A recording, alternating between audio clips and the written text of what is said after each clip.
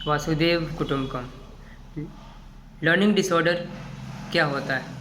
Learning disorder का मतलब होता है कि किसी भी चीज़ को सीखने में दिक्कत होना और हैंडराइटिंग का प्रॉब्लम होना।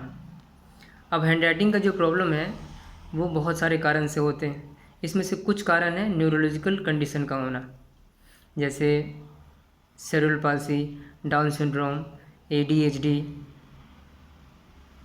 टिक सिंड्रोम, ऑटिज़म और GBS, गुलेन बैरे syndrome, muscular dystrophy, Parkinson disease. तो इन सब बीमारी की वजह से भी लर्निंग डिसऑर्डर और हैंडराइटिंग प्रॉब्लम हो सकता है।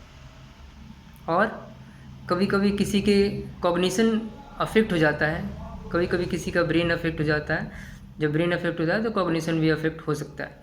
जब कॉग्निशन अफेक्ट होता है तो अटेंशन भी अफेक्ट हो जाता है। अटेंशन स्पैन, ओरिएंटेशन, हमारा विजुअल परसेप्शन वो अफेक्ट हो जाएगा।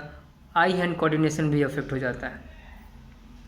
और कभी कभी मोटर प्रॉब्लम हो सकते हैं, सेंसरी प्रॉब्लम हो सकते हैं और मसल टोन के प्रॉब्लम भी हो सकता है। जैसे मोटर प्रॉब्लम का मतलब कि मूवमेंट का और मसल का प्रॉब्लम। इसके अंदर क्या होगा कि हमारा जो बाजू है वो उसमें वीकनेस हो सकता है, या फिर हमारे हाथ में वीकनेस हो सकता है। सेंसरी प्रॉब्लम हो सकता है, जैसे जब लिखते हैं तो हमारा जो टच सेंस है उसका कम या ज़्यादा होना वो भी अफेक्ट हो सकता है। हमारा जो प्रेशर सेंस है उसका कम या ज़्यादा होना भी, उसके वजह से भी हैंडराइटिंग का प्रॉब्लम हो सकता है। हमारे जॉइंट के अंदर में एक जॉइंट प्रोप्रियोसेप्शन सेंस होता है, इसके अफेक्ट हो जाने की वजह से भी हैंडराइटिंग का प्रॉब्लम हो सकता है। और कभी कभी मसल टोन का प्रॉब्लम भी होता है।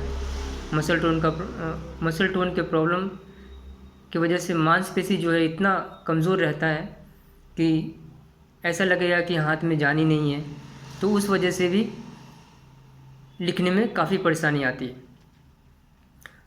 अब इसका ट्रीटमेंट क्या है? इसका ट्रीटमेंट है ऑक्यूपेशनल थेरेपी। इस थेरेपी के अंदर में हैंडराइटिंग थेरेपी होती है। इसके अंदर बच्चे का जो प्रॉब्लम है उसको आइडेंटिफाई किया जाता है, उसको पता लगाया जाता है और आइडेंटिफाई करके उसको सॉल्व कर दिया जाता है। जैसे ही प्रॉब्लम को सॉल्व करते हैं, उसके पीछे के जो कारण है उसको सॉल्व करते हैं, तो काफ़ी हद तक हैंडराइटिंग बेटर हो जाता है। और साथ साथ कुछ हैंडराइटिंग स्ट्रेटजी, कुछ हैंडराइटिंग टेक्निक और हैंडराइटिंग ट्रेनिंग के माध्यम से हैंडराइटिंग को काफ़ी हद तक बेटर बनाया जा सकता है। तो अगर आपको ऐसा लगता है कि आपके बच्चे में हैंडराइटिंग का प्रॉब्लम है तो आप अपने ऑक्यूपेशनल थेरेपिस्ट से एडवाइस लें, उनसे थेरेपी लें। तो थेरेपी के माध्यम से काफ़ी हद तक हैंडराइटिंग को ठीक किया जा सकता है। जैसे कभी आपने बच्चे को देखा होगा कि उसको जो वर्ड फॉर्मेशन में काफ़ी दिक्कत होता है, या फिर वो एक लाइन में लिखते नहीं हैं, या फिर जो लेटर्स होता है वो अपर केस और लोअर केस में डिफरेंस पता नहीं कर पाते। तो इन सब प्रॉब्लम